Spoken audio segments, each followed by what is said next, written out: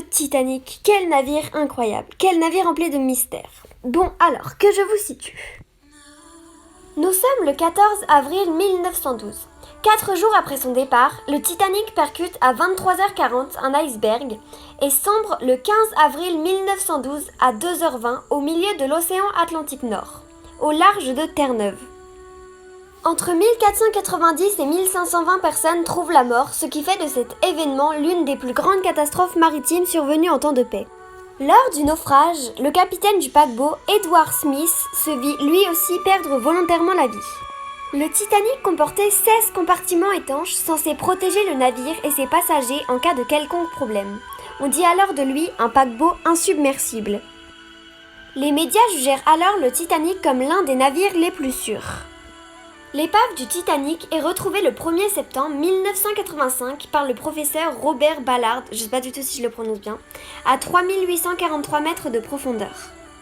L'histoire de ce navire suscitera la publication de nombreuses œuvres telles que le film du même nom, Titanic. Ok, alors après vous avoir parlé de l'histoire du Titanic, je vais vous parler maintenant du film Titanic que vous connaissez sûrement tous même si vous ne l'avez pas vu. Alors, nous sommes en 1912, 2 passagers embarquent à bord du Titanic.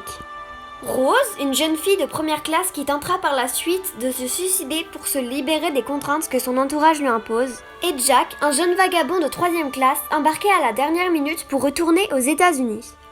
Tous deux se rencontrent et vivent une histoire d'amour qui sera vite troublée par le naufrage du Titanic. Le film a été réalisé par James Cameron qui pour l'anecdote n'était pas très apprécié des acteurs.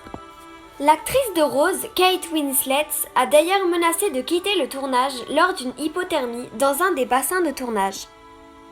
Quelqu'un a même empoisonné le réalisateur lors du dernier jour de tournage et celui-ci a fini à l'hôpital.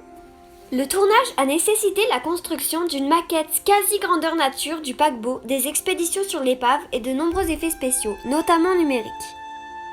Le film a reçu l'Oscar du meilleur film et celui du meilleur réalisateur ainsi que 9 autres, donc 11 Oscars au total. Voilà, on arrive à la fin de cette vidéo, j'espère qu'elle t'a plu.